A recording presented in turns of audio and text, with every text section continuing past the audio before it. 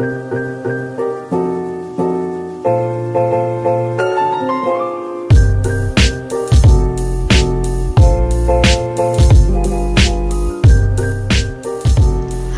perkenalkan nama saya Santi Yohanes Sibuya.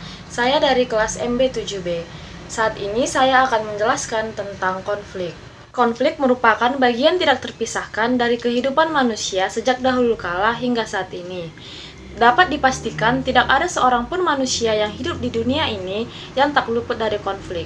Ketidaksesuaian, ketidaksetujuan, perbedaan pendapat, hingga kesalahpahaman adalah esensi konflik. Namun, apakah yang dimaksud dengan konflik? Menurut Wati pada tahun 2015, konflik adalah bentuk interaksi antara pihak yang berbeda dalam persepsi, kepentingan, hingga tujuan. Sedangkan menurut Susan pada tahun 2014, konflik dalam kehidupan akan selalu ada karena keterlibatan setiap individu dalam perbedaan yang memungkinkan mereka berselisih dan bersaing. Menurut Anorogo dan Widianti, ada beberapa sebab timbulnya konflik, yaitu yang pertama, perbedaan pendapat.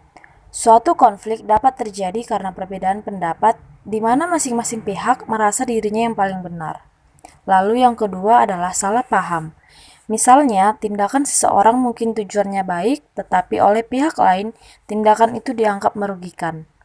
Lalu yang ketiga, salah satu atau kedua pihak merasa dirugikan. Tindakan salah satu mungkin dianggap merugikan orang lain atau masing-masing merasa dirugikan oleh pihak lain. Namun demikian, selalu ada solusi dalam setiap permasalahan. Konflik tidak selalu berdampak buruk dan menyeramkan. Menurut Suhardono pada tahun 2015, penyelesaian konflik interpersonal dapat diatasi dengan kemampuan resolusi konflik.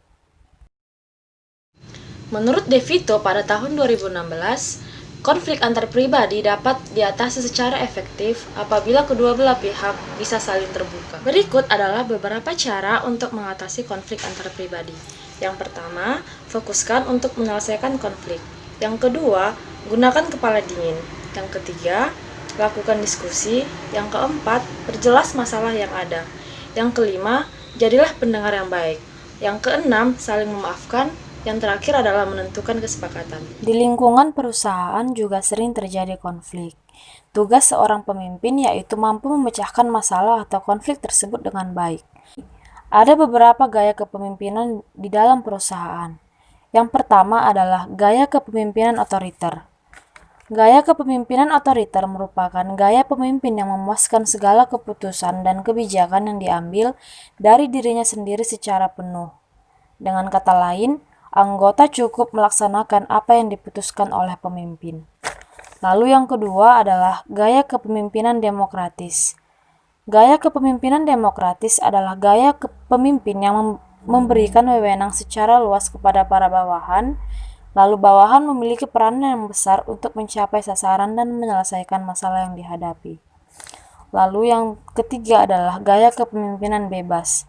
Pemimpin jenis ini hanya terlibat dalam kuantitas yang kecil, di mana para bawahannya secara aktif menentukan tujuan dan penyelesaian masalah yang dihadapi.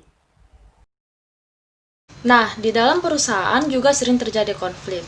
Adapun beberapa cara HRD atau pimpinan untuk mengatasi konflik tersebut adalah: yang pertama, memberikan kesempatan atau memberikan waktu kepada bawahan untuk merenung dan memikirkan jalan keluarnya. Lalu yang kedua, apabila cara tersebut tidak berhasil, pimpinan atau HRD mencari beberapa alternatif seperti saran dan masukan yang baik dan memberikan rasa percaya diri kepada bawahan supaya yakin apa yang akan dipilih adalah solusi yang terbaik. Selain di dalam perusahaan, masalah sering terjadi di dalam sebuah kelompok. Ada beberapa cara untuk memecahkan masalah antar kelompok, misalnya membuka diri, menerima umpan balik, atau menaruh kepercayaan terhadap orang lain. Berikut adalah beberapa strategi mengatasi masalah di dalam kelompok atau di dalam organisasi, yaitu memecahkan masalah melalui sikap kooperatif. Melalui sikap kooperatif, orang berusaha untuk melepaskan perbedaan yang tidak prinsipil. Yang kedua adalah memperhalus masalah. Artinya, melicinkan jalan atau memperhalus konflik atau masalah untuk memecahkan masalah tersebut. Yang ketiga adalah kompromi. Kompromi merupakan proses saling berjanji antara kedua belah pihak yang bersedia melepaskan sebagian dari tuntutannya sehingga tidak ada pihak yang menang atau kalah. Yang keempat adalah mempersatukan tujuan. Tujuan yang dipersatukan sama dengan tujuan yang harus dicapai oleh kelompok. Yang kelima adalah menghindari masalah, yaitu bertujuan untuk tidak melakukan, menentang, dan menghindari masalah. Nah, sekian penjelasan dari saya mengenai konflik. Atas perhatiannya saya ucapkan terima kasih.